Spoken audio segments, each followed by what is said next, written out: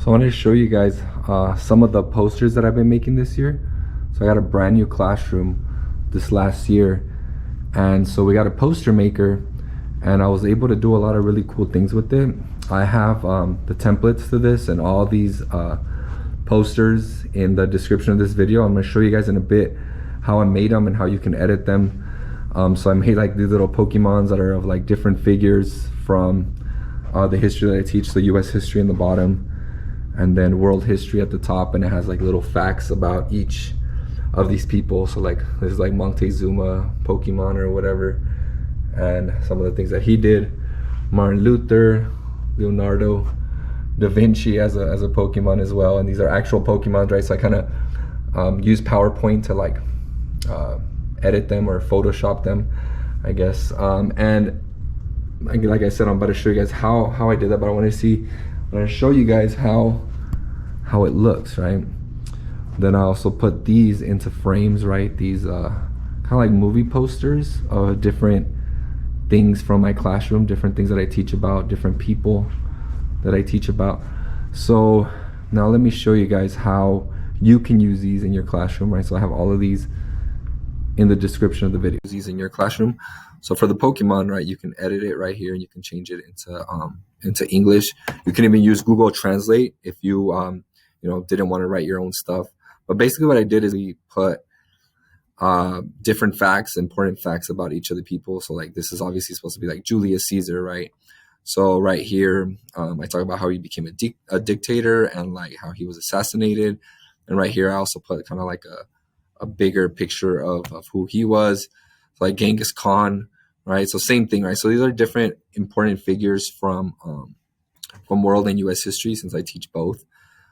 So I want to show you guys kind of real quick how I made them, right? So basically what I did is I got different, and especially clip art was pretty good, right? So I got the Pokemon itself, right? A pretty good view of it. I tried to pick Pokemon that looked a little bit more like humans, right? Just to make the editing a little easier.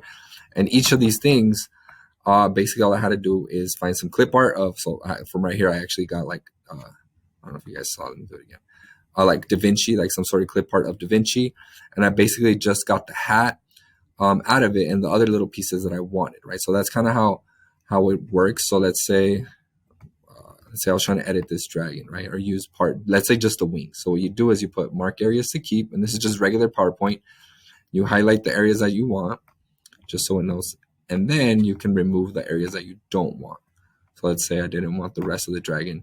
You just put remove areas, and you should be able to get rid of all the rest of the dragon if you only wanted the wings, and basically do it like that, right? So it's going to be a little harder just because I already used this, but yeah, pretty much usually it works better, especially if it's just like you're just getting rid of white in the background.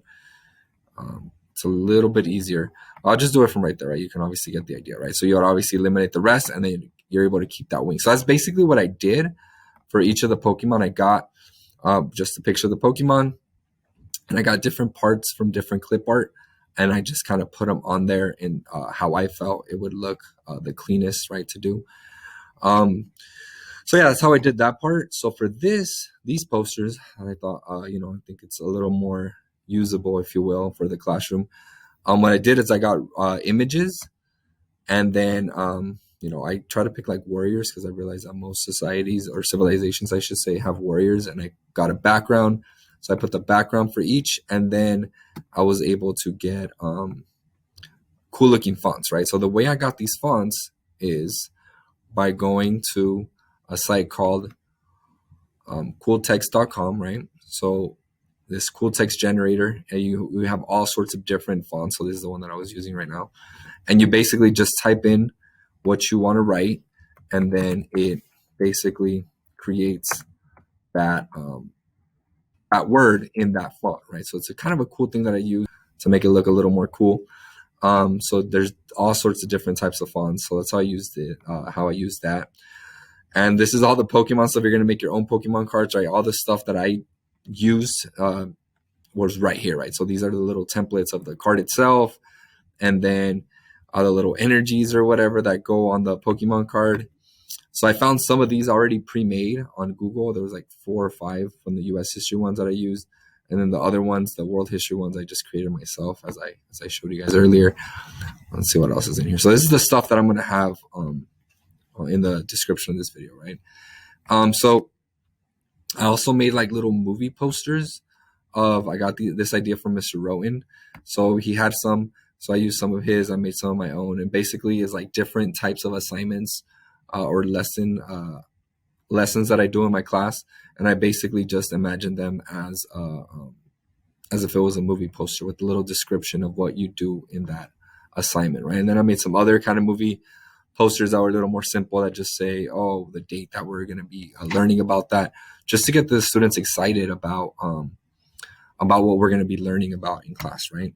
So yeah, go ahead and take a look. Like I said, these are in the description of the video. Some of them are going to be easier to use on your own. Some you're going to have to play with it a little more, right? Maybe, for example, right here, I just noticed that you can't get rid of the text right here, but you can probably just put like a black square over it and then put the font that you want, right? So let's say this Mansa Musa, just put like a black square and then put Mansa Musa. I'll try to see if I can find the original one of these. Maybe I'll put like 2 different links. That way you can, it's a little easier to use. But yeah, that's pretty much what I did. And yeah, go ahead and take a look.